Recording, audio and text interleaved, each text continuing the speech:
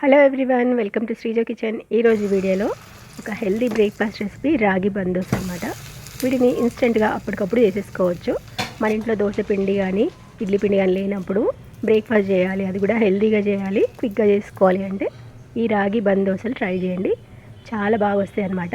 లోపల సాఫ్ట్గా, పైన క్రంచీగా, టేస్ట్ కూడా చాలా చాలా బాగుంటాయి. దీనికి కాంబినేషన్గా ఆనియన్ టమాటో చట్నీ చేయడం కూడా చూద్దాం. ఈ రాగి బందోసలు చేసుకోవడానికి ముందుగా ఒక మిక్సీ జార్లోకి 1 కప్పు ఉప్మా రవ్వ తీసుకోవాలి. అదే కప్పుతోని 1.5 కప్పుల వరకు రాగి పిండిని తీసుకోవాలి.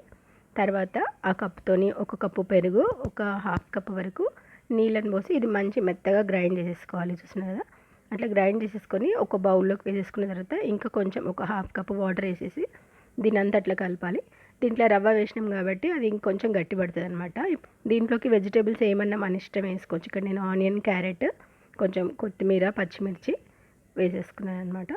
సో చూస్తున్నారు కదా, ఇవన్నీ వేసి కలిపేసి దీని ఒక 10 నిమిషాలు పక్కన పెట్టేసేయాలన్నమాట. అంతే, ఎక్కువ అవసరం లేదు.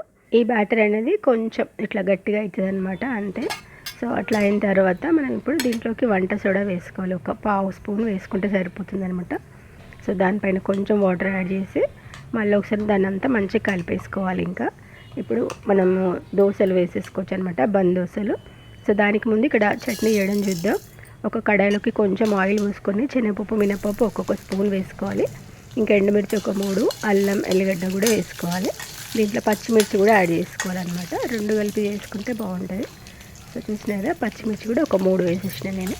తర్వాత ఒక మీడియం సైజు ఆనియన్ ఉంటాయి కదా, అవి 2 వేసేస్తున్నాను. కొంచెం పెద్ద ముక్కలుగా కట్ చేసి వేసుకోవాలి అట్లా. తర్వాత టమాటో కూడా 1 లేదా 2 వేసుకోవచ్చు, మన ఇష్టం అన్నమాట.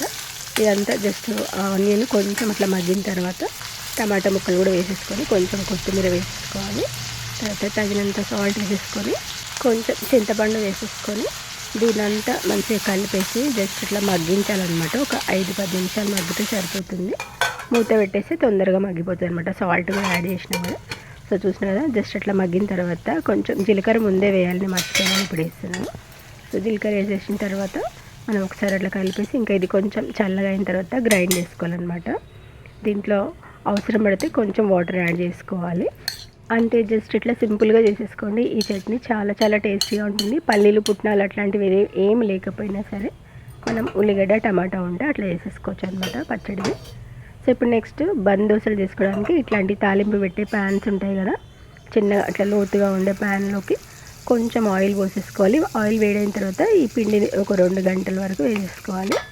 తర్వాత దీనిపైన మూత పెట్టేసి ఒక 5 నిమిషాల తర్వాత చూడాలన్నమాట. మధ్య మధ్యలో ఒకసారి చెక్ చేస్తుండాలి, అది మాడకుండా. చూసినా కదా, సైడ్ని మనం కొంచెం ఇట్లా అన్నామంటే అది మంచిగా వచ్చేస్తుంది. పైకి ఇట్లా ఉబ్బుతూ మంచిగా బందోస మనకు రెడీ అయిపోతుంది అనమాట. 2 సైడ్స్ మంచిగా కాలిన తర్వాత తీసేసుకోవడమే. ఈ బందోసలు చేసేటప్పుడు స్టవ్ని సిమ్లోనే పెట్టేసేయాలన్నమాట. హై ఫ్లేమ్లో పెట్టినామంటే కొంచెం కలర్ చేంజ్ అయిపోతే మాడిపోతుంది అనమాట. సో చూస్తున్నారా, కొంచెం జాగ్రత్తగా సిమ్లో పెట్టి చూస్తూ మనం ఆ బందోసలు రెడీ చేసేసుకోవాలి. చాలా పర్ఫెక్ట్గా వస్తాయి. ఈ దోశ ఒకటి వేసేసి పక్కన వేరే పని కూడా చేసేసుకోవచ్చు అనమాట. సో అంతే. రాగులలో కాల్షియం అనేది ఎక్కువగా ఉంటుంది కాబట్టి పిల్లలకు కానీ పెద్దవాళ్ళకి కానీ షుగర్ ఉన్న వాళ్ళకి కూడా చాలా మంచిది అనమాట. సో ఆయిల్ అనేది క్వాంటిటీ కొంచెం తక్కువ చేసుకొని మనం ఇవి ప్రిపేర్ చేసుకుంటే మంచిది. సో వీడియో నచ్చితే తప్పకుండా ట్రై చేయండి. ఇక్కడైతే చట్నీ కూడా చూసినా కదా, నేను గ్రైండ్ చేసేసినాను.